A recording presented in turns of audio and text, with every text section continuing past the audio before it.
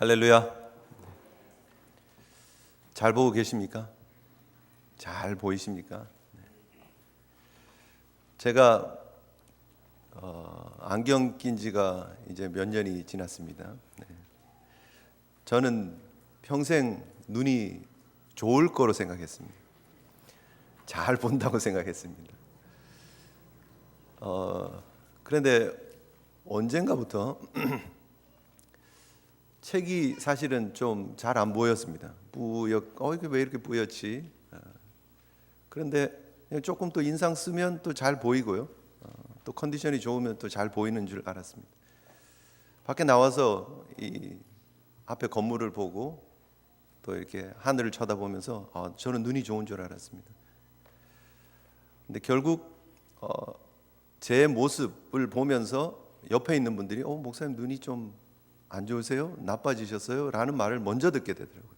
저는 좋은 줄 알고 있는데 옆에서 찡그리고 있는 제 모습을 보는 분들이 눈이 조금 안 좋은 것 같습니다. 검사를 받으셔야 될 것 같습니다. 결국 검사를 했더니 거마니께서 안경을 써야 된다고 해서 쓰기 시작했습니다.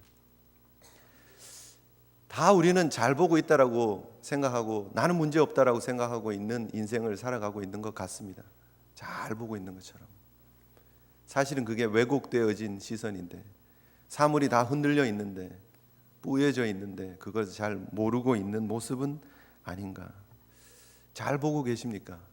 하나님께서 우리에게 허락하신 이 땅의 삶을 살아가면서 우리가 분명히 바라보아야 할 하나님이 선명히 보이고 계십니까? 하나님의 은혜가 잘 보이고 계십니까? 하나님의 섭리하시는 모습들이 내 삶에 하나님의 구체적인 그 손길들이 보이십니까? 그래서 세상에 어떠한 상황이 오더라도 누가 뭐라 그래도 나는 이 하나님이면 충분합니다 라는 믿음의 고백 가지고 걷고 계십니까? 하나님 앞에서의 삶, 하나님 안에서의 삶이라고 하는 삶을 우리가 전제로 살고 있지만 그 크신 하나님 앞에서 우리가 하나님을 잃어버릴 때, 그 크신 하나님 앞에서 우리가 하나님을 분명히 보지 못하며 살아갈 때가 있지 않느냐 하는 것이죠. 한 주 많은 뉴스들이 우리를 참 놀라게 합니다. 우리 찬양을 시작하면서 우리 박 목사님 말씀하신 것처럼 또 큰 뉴스들이 지나가고 있습니다. 특별히 이번 주는 자연재해가 많았던 한 주인 것 같습니다. 화산이 폭발하고 태풍이 지나가고 허리케인이 들어오고 전 세계적으로 자연재해 소식들이 우리의 마음을 덜컹덜컹하게 합니다. 허리케인 매튜가 카리비안 지역을 지나왔습니다. 여러 나라를 도미니카도 쿠바도 그리고 미국도 쳤지만 결국 참 또 마음 아프게 2010년 지진의 그 아픔이 있었던 그 아이티를 또 이렇게 지나갔습니다. 그래서 너무나 많은 또 피해가 있는 모습. 그래서 지금 IT 선교회 우리 담당하시는 우리 장기수 목사님으로부터 막 계속 카톡이 막 들어옵니다. 지금 상황이 이렇습니다. 기도해 주십시오. 지금 조금 전 예배 전까지도 막 카톡이 들어왔습니다. 아마 같이 기도해 달라는 그런 내용인 것 같아요. 아직 제가 읽어보지 못했는데 2010년 이후에 아직도 5만 5천 명이 텐트에 지금 살고 있습니다. 임시 수용 시설에 살고 있다는 얘기 들으셨죠? 집으로 돌아간 사람들도 그 집이라는 게 집이라고 말할 수 없을 정도로 그냥 합판들, 양철 이런 것들 있잖아요. 그런 것들이 얼기설기 이렇게 얹혀놓은 집이었는데 그것이 이번에 허리케인 때문에 다 무너지고 길도 끊어지고 도로도 다리도 유실되어서 사람들이 줄을 이렇게 연결해서 막 강을 건너가는 영상이 페이스북에 이렇게 왔다 갔다 하고 하는 거 여러분 혹시 보신 적 있으십니까? 난리가 아닙니다. 처음 200명이 넘는 사상자가 있다. 그래서 300명이 넘게 350 이러다가 800 이러다가 824명 이러다가 어저께 저녁 제가 마지막 뉴스를 본 걸로는 한 870명이 죽었다 그럽니다. 아직 구조대가 제대로 들어가서 지금 사람들을 구조해낸 것이 아니기 때문에, 시신이 다 발굴되어지거나 사상자가 다 밝혀진 숫자가 아니기 때문에 그 숫자는 또 더 늘어날 것이다, 이런 얘기를 합니다. 플로리다로 치고 들어왔죠. 지금 이제 많이 빠졌지만 플로리다에 그 참 엄청난 건물들이 막 이렇게 흔들리고, 건물이 흔들렸던 건 아니죠. 나무들이 흔들리고 바닷물이 치고 들어오는 그런 사진들을, 영상들을 우리가 봅니다. 사람들이 할 수 있는 거라고는 결국 대피하라는 것밖에 없죠. 대피하십시오. 그 자리를 떠나십시오 밖에 없습니다. 한국에도 태풍이 지나갔습니다. 부산, 울산 지역으로 태풍이 지나가면서 엄청난 비를 뿌렸나 봐요. 울산이라는 도시가 만들어지고 처음 이런 물난리를 겪었다라고 얘기를 합니다. 태화강인가요? 거기가 그 주변, 그 시장 있는 쪽으로 완전히 잠겨서 차들이 막 둥둥 떠다니는 영상 여러분 보셨을 것입니다. 이런 일들을 우리가 바라보면서 결국 우리가 바르게 분명히 보아야 될 내용이 무엇이냐 하는 거죠. 오늘도 우리가 독감 예방 접종을 합니다. 매년 독감 주사를 이렇게 맞는 이유가 뭐죠? 감기, 독감, 이게 해결을 못하는 거예요, 우리 사람들이.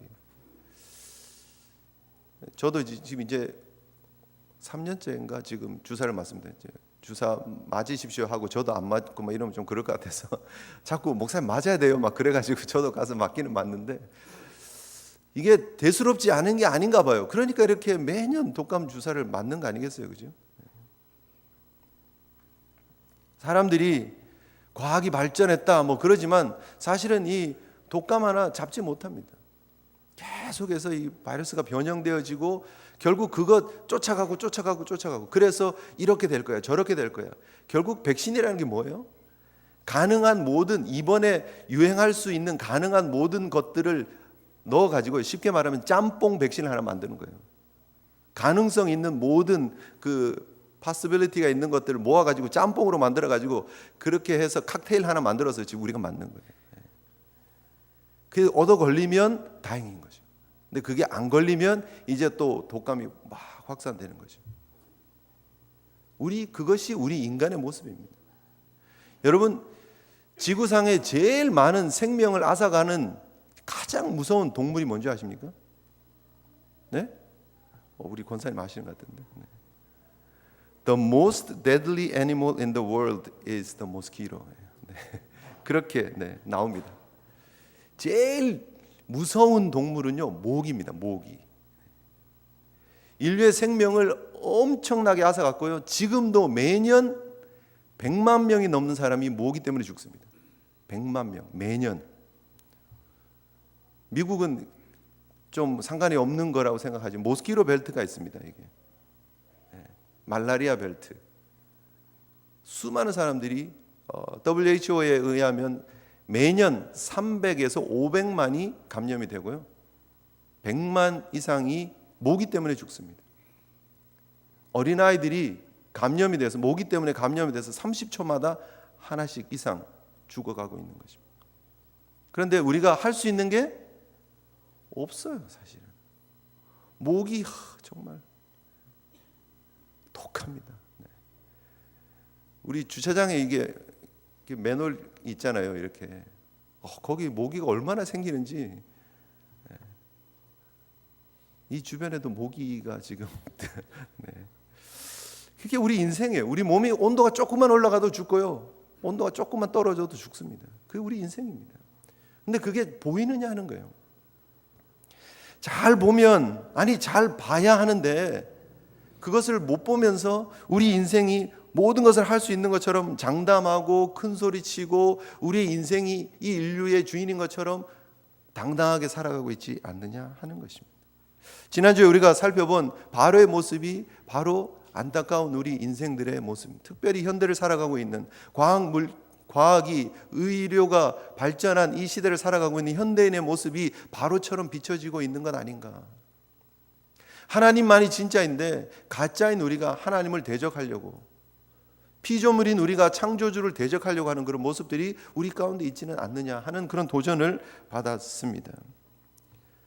하나님의 권능 앞에서 박수와 무당을 그죠? 술객들을 동원시켜서 뱀을 만들어 놓고 하나님하고 맞짱 뜨려고 하는 그런 모습이 우리 인류의 모습은 아니냐 하는 것이죠.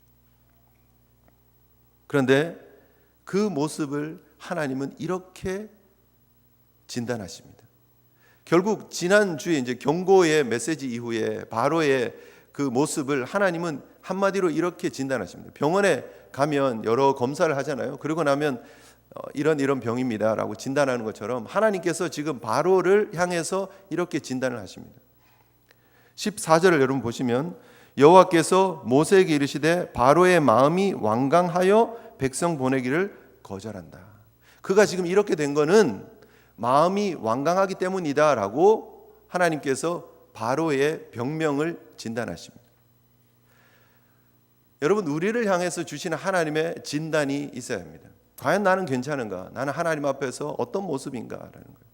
적어도 바로는 하나님 앞에 이런 진단을 받을 만한 사람이었습니다. 완강했다라는 거예요. 어떤 표현일까요? 완강하다. 히브리적인 표현은 완강하다는 것은 마음이 무겁다는 거예요. 돌처럼 무거워져서 그 무거운 것들이 마음을 가득 채웠다, 이런 표현입니다.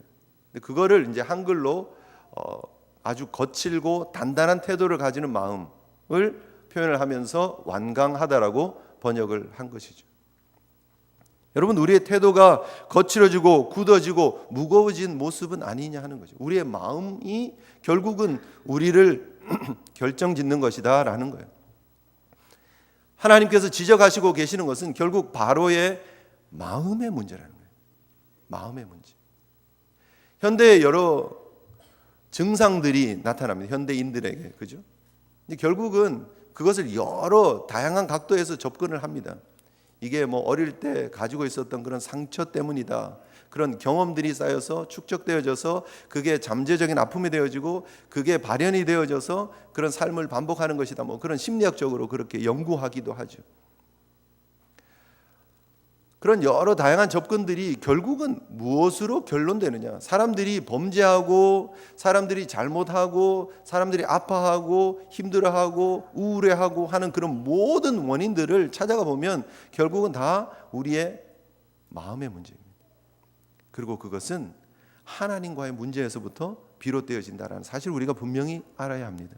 그것이 해결되어지지 않고는 결코 다른 문제들이 해결되어질 수 없다라는 거예요.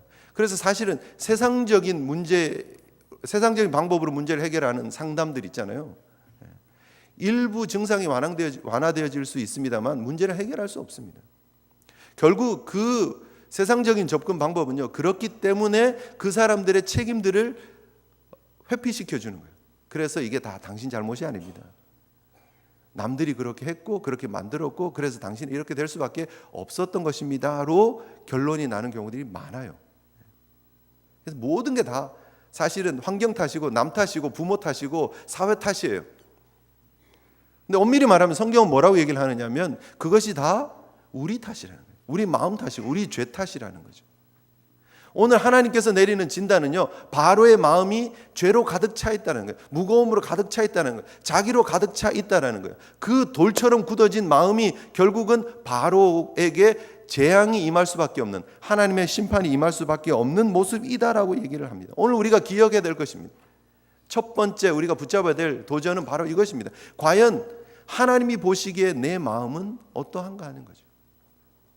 성경은 결국 우리의 행동을 결정하는 것, 우리의 삶을 결정하는 것은 마음이다라고 얘기를 합니다. 하나님께서 인류를 홍수로 쓸어버리실 때에, 그때에 그 하나님의 마음이 창세기 6장에 표현되어져 있었죠. 여호와께서 사람의 죄악이 세상에 관영함과 그 마음의 생각의 모든 계획이 항상 악할 뿐임을 보셨다. 그 마음의 생각의 모든 계획이 악한 것을 보셨다라는 거예요. 그것 때문에 심판하신 거예요.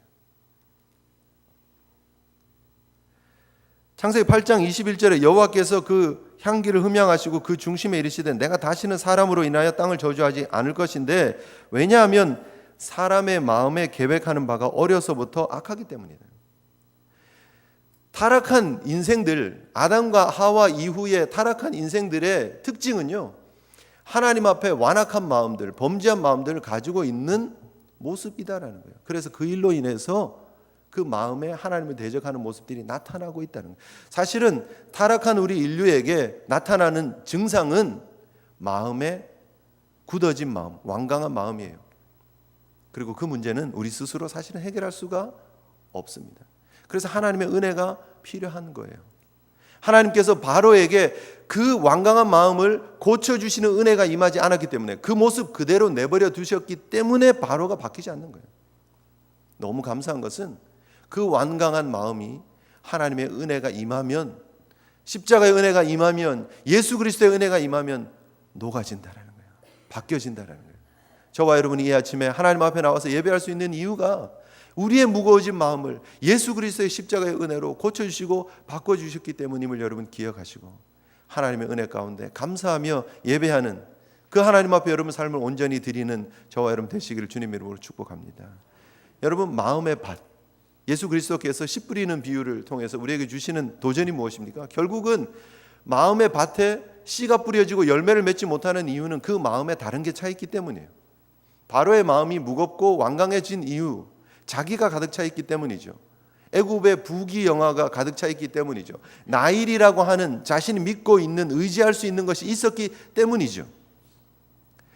결국 좋은 밭이 되지 못하는 이유는요, 마음속에 돌짝밭처럼 돌이 가득 차 있기 때문입니다. 마음속에 가시덤불이 자라고 있기 때문입니다. 세상의 자랑들이 자리 잡고 있기 때문입니다. 세상의 정욕들이 자리 잡고 있기 때문입니다. 그곳에 하나님의 은혜가 임해야 되는데, 그곳에 예수님이 자리 잡아야 되는데, 그곳에 성령님이 임하셔야 되는데, 그곳에 다른 것으로 차게 되면 좋은 밭이 될 수 없고 열매 있는 삶을 살아갈 수 없다라는 거예요. 하나님께서 성령의 은혜로, 예수 그리스도의 십자가의 은혜로 우리의 마음의 밭을 개간해 주셨습니다. 다 뽑아내 주셨습니다. 그 마음을 하나님의 은혜로 채우시기를 원하십니다. 여러분, 믿음으로 그 하나님 바라보며 여러분의 심령 중심에 하나님으로 충만한 성도들 되시기를 주님의 이름으로 축복합니다. 여러분, 머리에 뇌구조 그림들 혹시 여러분 보신 적 있으십니까? 뇌구조? 뭐 이렇게 직장 다니는 직장인들은 뇌구조 속에 중심에 뭐가 있죠? 월급날. 월급날이 꽉 차 있는 거예요. 젊은 사람들은요, 대부분 데이트, 남자친구, 여자친구. 인터넷 뇌구조, 혹시 그런 사진 보신 적 있으십니까? 인터넷 뇌구조 안에는요, 오프, 무슨 말인지 잘 모르겠어요. 뇌가 그냥 꺼져 있는 상태예요. 아무것도 안 하고 싶어하는 그런 모습. 인터넷 뇌구조는 오프다, 뭐 이렇게 돼 있는 그런 게 있더라고요. 그런 것처럼 우리의 머리를 그린다면, 우리의 뇌구조를 뜯어서 분석해 본다면, 과연 우리의 머리를 가득 채우고 있는, 돌려서 말하면 우리의 마음을 가득 채우고 있는 것들은 무엇이냐는 거예요. 날마다 하나님 중심의, 은혜 중심의, 교회 중심의, 신앙 중심의 믿음의 온전한 길을 우리가 걷고 있는가? 아니면 다른 것들로 채워져 있는, 오늘 바로에게 나일로 채워져 있는, 권력으로 채워져 있는 그런 모습들이 혹시 우리 가운데 그렇게 채워져 있지 않는가? 예수 그리스도께서 그걸 다 뽑아주시고 십자가의 은혜로 채워주셨는데, 그것을 또 한쪽 구석으로 몰아놓고 내 것으로 채우는 삶을 반복해서 살아가고 있지 않느냐? 결국 여러분, 마음을 통제할 줄 알아야 돼요. 성령님께서 여러분 마음을 통제하시고 움직이실 수 있는 은혜의 복된 길을 걸어가시는 저와 여러분 되시기를 주님 이름으로 축복합니다. 하나님은 바로를 마음의 병이다라고 얘기를 하시는 것이죠.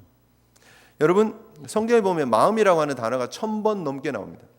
그런데 진짜 집중적으로 마음이라는 단어가 계속해서 반복되어져서 나오는 부분이 있는데, 그게 바로 출애굽기 7장부터 14장까지 이어지고 있는 내용입니다. 10가지 재앙에 대해서 재앙을 주시는데 계속해서 바로의 마음이 어떻게 변화되어지느냐가 계속해서 같이 맞물려서 가는 거예요.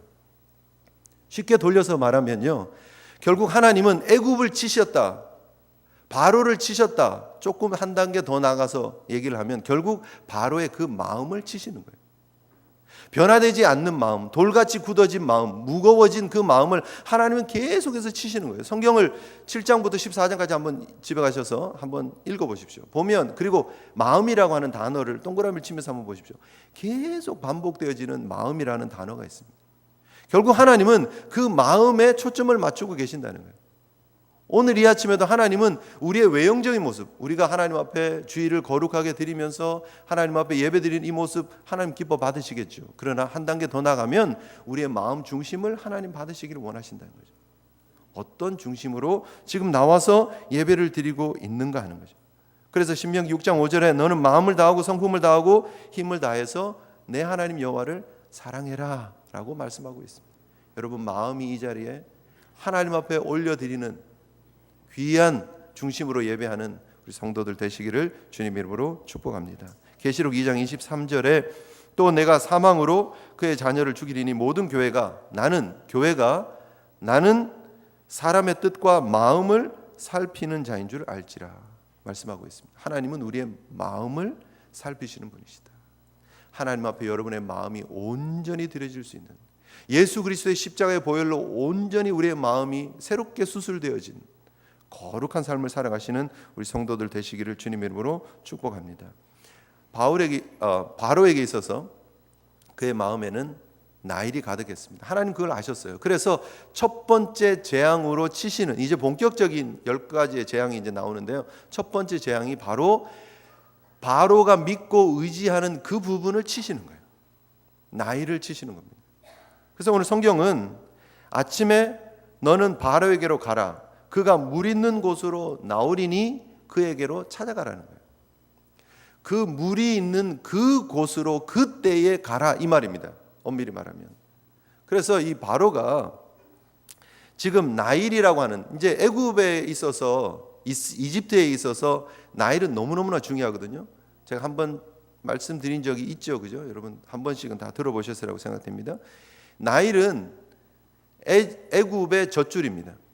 남쪽에서 북으로 흐르는 유일한 강이 있는, 전 세계에서 남에서 이렇게 북으로 해서 지중해 쪽으로 강이 빠져나갑니다. 그런데 그 지역에 몬순 그런 기후가 있어서 비가 올 때만 집중적으로 해서 오는 거예요. 애굽은 거의 한 95% 정도가 사막입니다. 그래서 사실은 농경을 할 수 있는 땅이 아니에요. 그런데 애굽은 농사로 먹고 사는 땅이에요. 그 한 5%가 나일 강을 중심으로 해서 좌우로 범람하면 작게는 1마일, 보통 평균 2마일, 넓게 범람하는 데는 5마일까지 범람을 하는 거예요. 그래서 그 나일을 중심으로 해서 푸른 경작할 수 있는 땅들이 만들어지고, 거기에 이 범람하면서 영양이 있는 강물이 범람하면서 땅을 비옥하게 하고 그 땅을 개간해서 혹은 농사를 지어서 농경을 하게 되는 거죠. 그래서 단지 물만 제공하는 게 아니에요. 그저 식수만 제공하는 게 아니고 농수를 제공을 하고 그걸로 인해서 먹고 사는 농경이 가능한 땅으로 만들어주는 거예요. 그리고 이게 물이 밑에서 위로 이렇게 흐르다가 지중해 쪽 근처에 가서는 삼각주를 만듭니다. 퇴적층을 만들어가지고 아주 비옥한 땅을 만듭니다. 그래서 델타 지역이라고 하는 지역을 만들고 거기에 아주 풍부한 비옥한 그런 곡식이 풍부한, 뭐 우리나라로 얘기하면 김제평야 같은 그런 곡창을 만들어내는 거죠. 그것이 매년 정해진 때에 범람하니까 나일이 애굽을 살리는 젖줄이 되는 거죠. 그래서 나일을 신처럼 사람들이 섬긴 거예요. 나일에 세 가지 신이 있었습니다. 나일강에 나일의 수호 신이 크눔이라고 하는 신이 있었습니다. 크눔, 그놈이 아니고 크눔. 하피라고 하는 나일의 악령 다산의 신이 또 있었습니다. 오시리스라고 하는 지하의 신이 있었습니다. 특별히 이 나일의 신 크눔이라고 하는 신을 그들이 늘 제사했습니다. 왜냐하면 이 나일이 우리를 먹여 살린다고 생각했기 때문에. 라라고 하는 태양의 신의 아들이 바로 바로라고 사람들이 생각했습니다. 태양의 아들이 바로다. 그래서 이 태양의 아들이 나일 신에게 제사를 드리는 거예요. 그래서 오늘 이 장면은 바로 그런 장면입니다. 나일 신에게 제사하는 그때에 모세와 아론을 보내서 전쟁을 하게 하는 장면이 오늘 본문에 벌어지는 장면입니다. 결국은 이 10가지 재앙이 보여지고 있는 내용은 하나님 창조주와 세상의 신이라고 불리워지는 애굽의 여러 신들, 잡신들과의 싸움입니다. 사실 말도 안 되는 싸움이죠. 창조주와 피조물과의 싸움인데 사람들은 그 피조물을 신으로 섬겼기 때문에 하나님께서 그 신들을, 잡신들을 다 쳐서 쓸어버리시는 그런 장면이 그려지고 있는 거예요. 그래서 오늘 그것이 아주 눈으로 보이는 모습으로 그래픽하게 그려지고 있는 장면이 오늘 본문에 그려지는 거예요. 나일이라고 하는 것이 마치 살아있는 신처럼 그려지는 거예요. 그래서 오늘 본문에 이렇게 얘기를 합니다. 하나님께서 모세에게 가서 그 뱀되었던 지팡이, 그건 뭐냐면 하나님의 능력의 지팡이를 가지고 가서 그 나일을 치라는 거예요. 나일강을 때려 부시라는 거예요. 마치 칼을 들고 가서 생명체를 잘라버리는 것처럼, 죽이는 것처럼 나일을 향해서 손을 내밀어서 치라는 거예요. 그래서 그 나일을 쳤더니 피로 바뀌었다. 그건 뭐죠? 꼭 생명체가 이렇게 칼을 맞고 피를 콸콸 흘리면서 죽는 그림으로 그려지고 있는 것입니다. 그리고 그 나일이, 신으로 불려진 그 나일이, 카눔이 7일 동안, 온전한 기간 동안 꼼짝하지 못하고 살아나지 못하는 모습이었다라는 것을 보여주고 있는 거예요. 결국 하나님이 하나님 되심을 나일을 치시면서 하나님은 보여주고 계시는 거예요. 바로가 이 사실을 통해서 깨달아야 했던 것이 무엇이냐면 하나님의 구원이, 하나님의 역사하심이 지금 진행형이라는 사실을 알고 그 하나님 앞에 엎드리고 회개하는 모습이 필요했는데 그러지 못했다라는 거예요.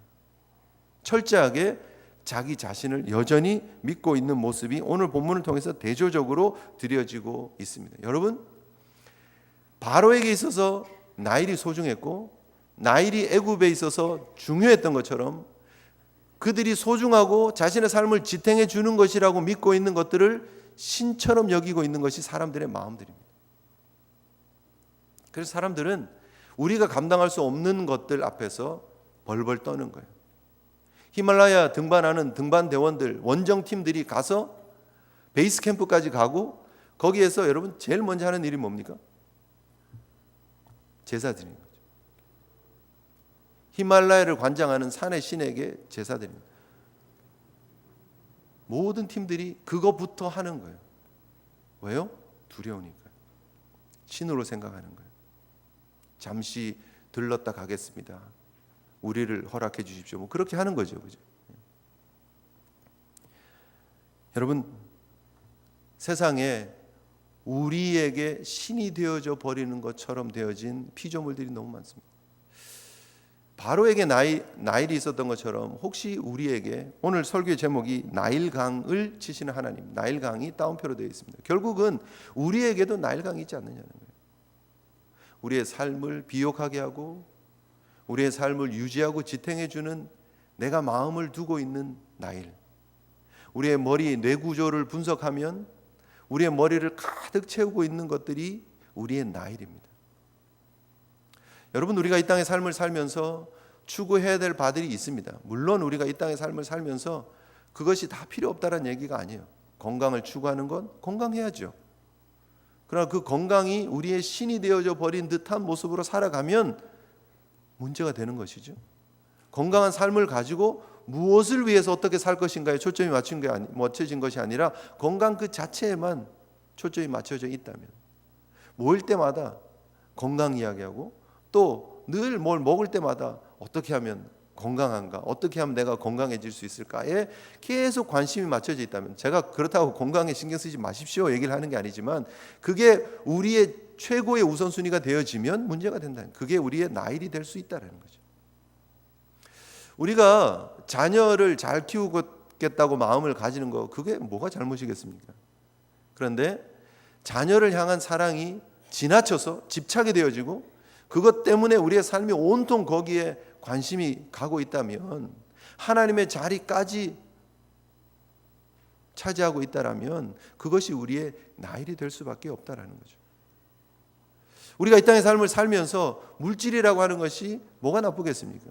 그런데 그것이 우리의 마음을 다 장악해버린 상태가 되어지면 그것이 우리의 나일이 된다는 거예요. 나일 자체는 문제가 아닙니다. 그렇죠? 하나님이 일반 은총으로 주신 강이에요.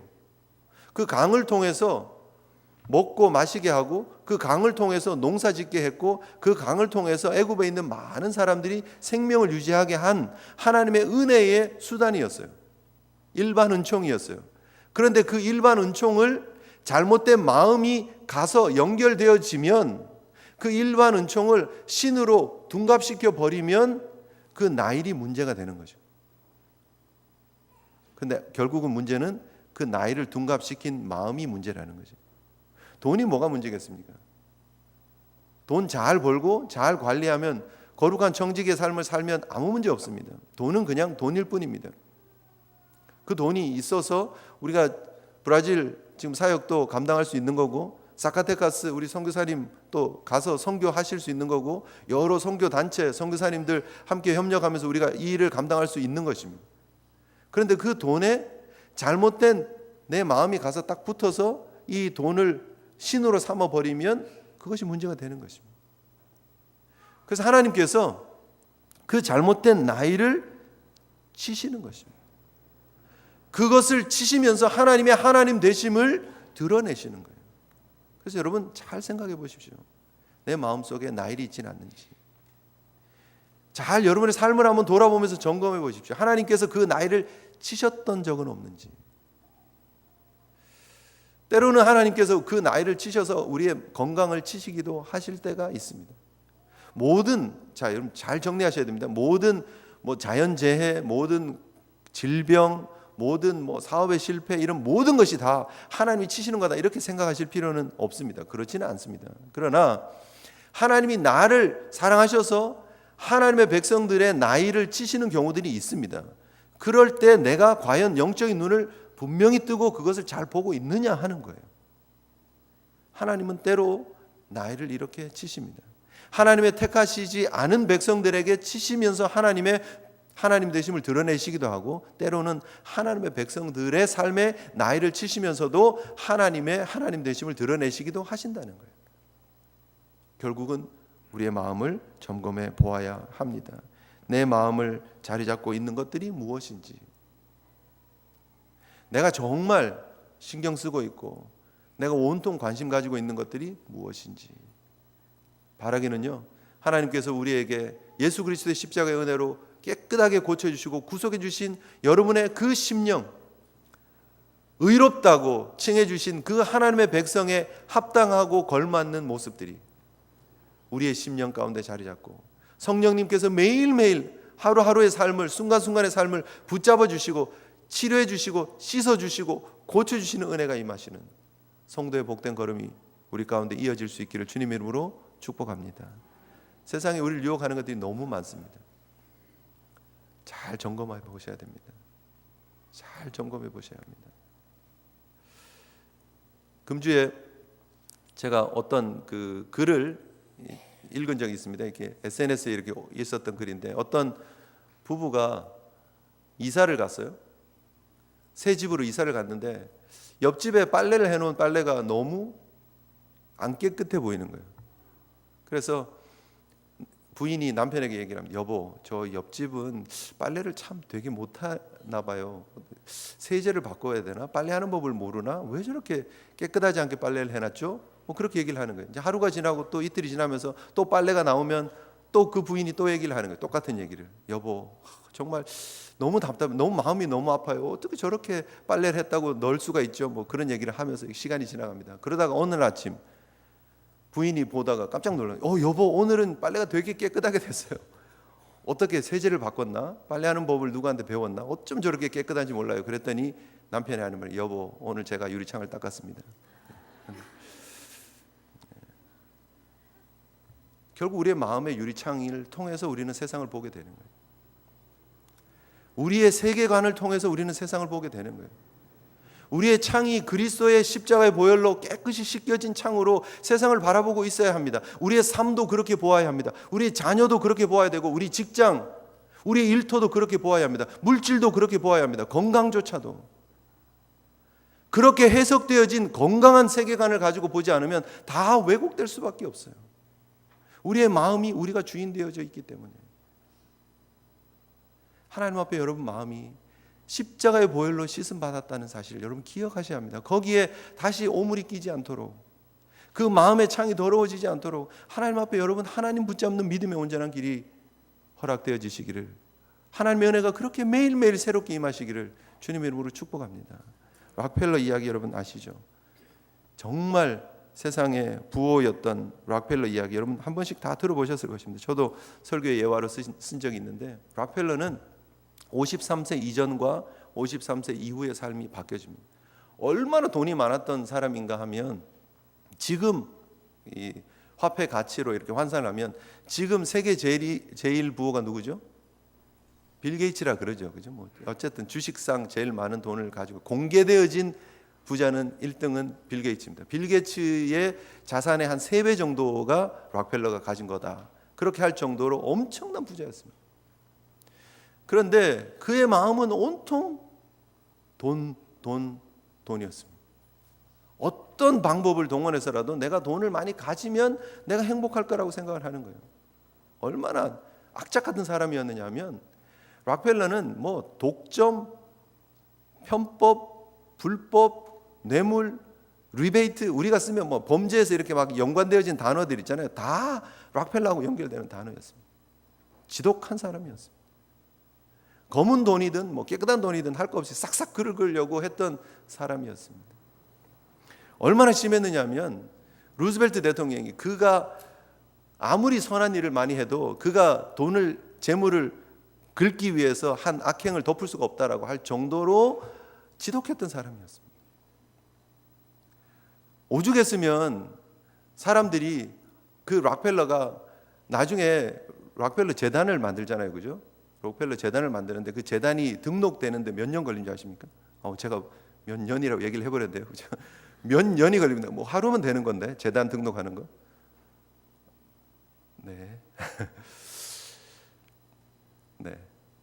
그냥 농담입니다. 그냥 잘라주세요.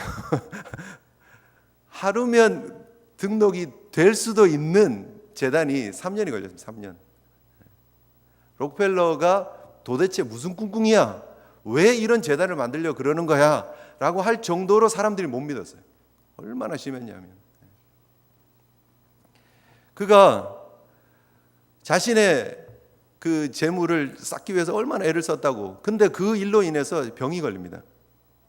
사람들이 원망이 너무 자자하니까 사람들이 자기를 해칠 것 같아서 너무너무 불안해서 잠자리에 총을 놓지 않으면 잘 수가 없었습니다. 근데도 잠을 제대로 못 자는 거죠.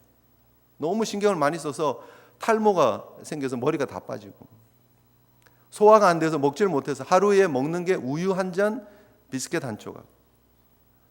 아무리 부자면 뭐합니까? 많은 재물을 쌓고 있으면 뭐합니까? 우유 한 잔에 비스켓 한 잔. 불안불안하고 힘들어하고 그래서 거의 사람이 이제 빼짝 마르고 머리도 빠지고 죽어갈 것 같으니까 심지어 뉴욕에 있는 그 신문사에서 록펠러 사망하다라고 이제 글을 뽑아놓고 이제 죽었다 소식만 나오면 바로 찍어서 호외로 이제 내려고 그렇게 준비까지 해놨다는 거 아닙니까? 신문 기자가 가서 질문을 하는데 많은 돈을 이렇게 벌었는데 당신은 이 축적한 이 재물로 만족하십니까? 라고 얘기를 했더니 록펠러가 한 얘기가 천만에요. 그러면 얼마를 더 가지면 만족하십니까? 그때 록펠러가 한 얘기가 있죠. 유명한 말이 있죠. 조금만 더. 조금만 더. 결국 그랬는데 그는 죽음을 향해서 가는 인생이 될 수밖에 없었다는 거예요.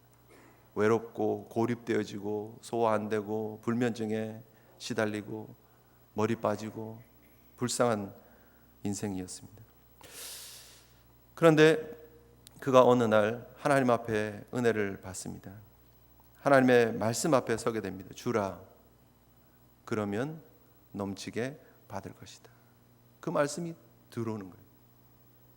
밤새 하나님 은혜 앞에 말씀 앞에 몸부림치며 회개하다가 다음날 아침 비서를 불러가지고 주는 방법을 연구를 하라고 얘기를 합니다. 그리고 나서 록펠러 재단이 세워지고 그 이후에는 베푸는 나누는 삶을 살아가죠.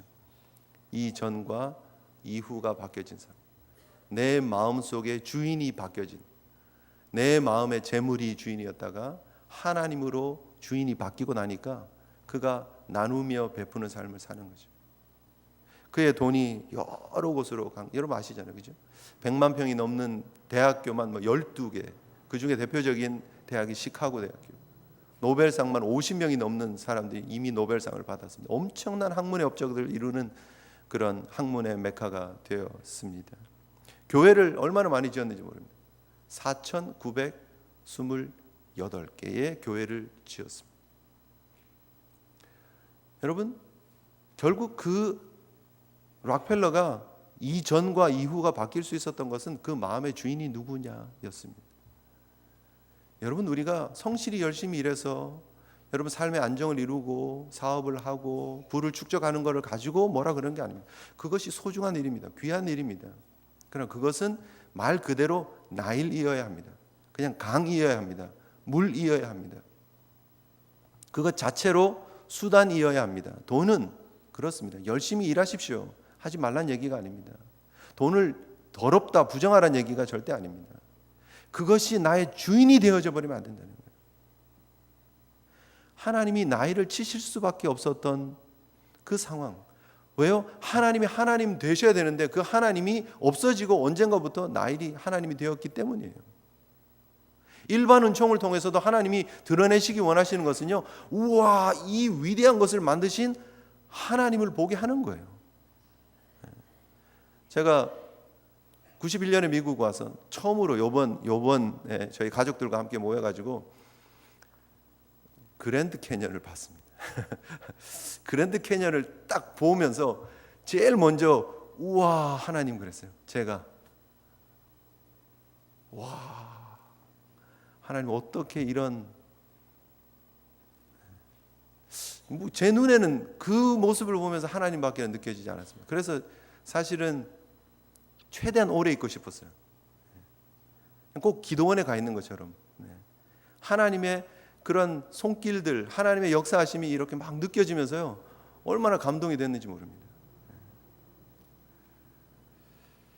여러분, 우리는 하나님의 사람들은 그런 것들을 보면서 세상의 나이를 보면서 하나님을 볼 줄 알아야 합니다. 우리의 삶이 정말 값지고 너무너무 은혜스럽다라고 말할 수 있는 이유는 그것들을 통해서 하나님을 볼 수 있는 눈들이 열렸기 때문입니다. 여러분, 제대로 보고 계십니까? 하나님을 볼 수 있기를. 세상의 모든 하나님의 일반 은총을 통해서 드러나는 하늘의 별을 보면서, 달을 보면서, 해를 보면서 여러분의 삶에 임한 하나님의 은총들, 건강의 은총, 가정의 은총, 자녀의 은총, 물질의 은총, 그런 것들을 보면서 하나님을 보실 수 있는 하나님의 백성들 되시기를 주님의 이름으로 축복합니다. 우리 함께 하나님 앞에 기도했으면 좋겠습니다. 하나님보다 내가 지금 더 의지하고 있는 그것이 나일이라는 사실, 하나님보다 내가 지금 더 든든하게 생각하고 있는 그것, 바로 그것이 나일이라는 사실, 하나님 그 나일을 쳐버릴 수 있도록, 하나님께서 그 나일을 치실 수 있도록 우리의 삶을 하나님 앞에 올려드리는, 우리의 중심을 하나님 앞에 맡겨드리는 믿음의 결단이 있게 하여 주시옵소서. 우리의 삶의 생사화복을 주장하시는 하나님 앞에 우리의 삶을 맡기며 의지하며 걸어가는 저희들의 삶이 되게 해달라고 함께 결단하면서 기도했으면 좋겠습니다. 기도하시겠습니다.